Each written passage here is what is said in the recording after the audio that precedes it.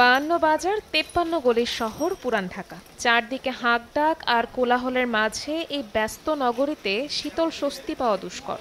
ঢাকাবাসীর স্বস্তির আশ্রয় ইসলামপুরের ঐতিহ্যবাহী নবাববাড়ি পুকুর। প্রায় 200 বছর ধরে এটি গোসল, সাঁতার আর অবসরের জায়গা হয়ে আছে সাধারণ মানুষের জন্য।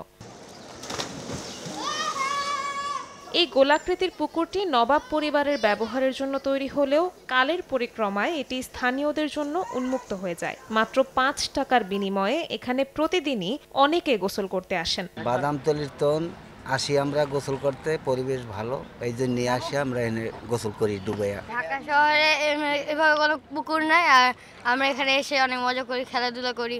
এই এলাকায় যারা আমরা বসবাস করি আমাদের একটি করবেন যে এটা আমাদের একটা অক্সিজেন। আব্দুল আলিমের আমলে নবাবদের স্ত্রীরা ছিল, ওনারা গোসল করার জন্য আসতো। তখন এটা খুবই ছোট ছিল, তো এটা ওনার আমলে উনি সুন্দর করে লোক লাগিয়ে সুন্দর করে একটা গোল শেপের মধ্যে এটা কাটা হয়েছিল। তো তখন থেকে এটার নাম মানুষ বলতো, লোকে মুখে প্রচলিত যে গোলতালাব গোলতালাব। ঐতিহাসিক এই পুকুরের চারপাশে সারি সারি নারকেল গাছ আর পুরনো স্থাপত্য শৈলীর ঘাটলা এঁকে দিয়েছে অন্যরকম সৌন্দর্য।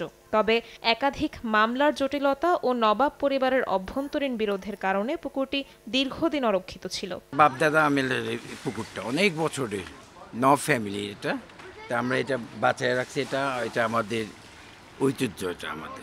সংস্কারের অভাবে ধীরে ধীরে পুকুরের পরিবেশ কিছুটা নষ্ট হচ্ছে বলে মনে করছেন স্থানীয়রা। সরকারি গ্যাজেটে এর নাম ইসলামপুরের গোলতালাব হলেও স্থানীয়দের কাছে এটি নবাববাড়ি পুকুর নামেই পরিচিত।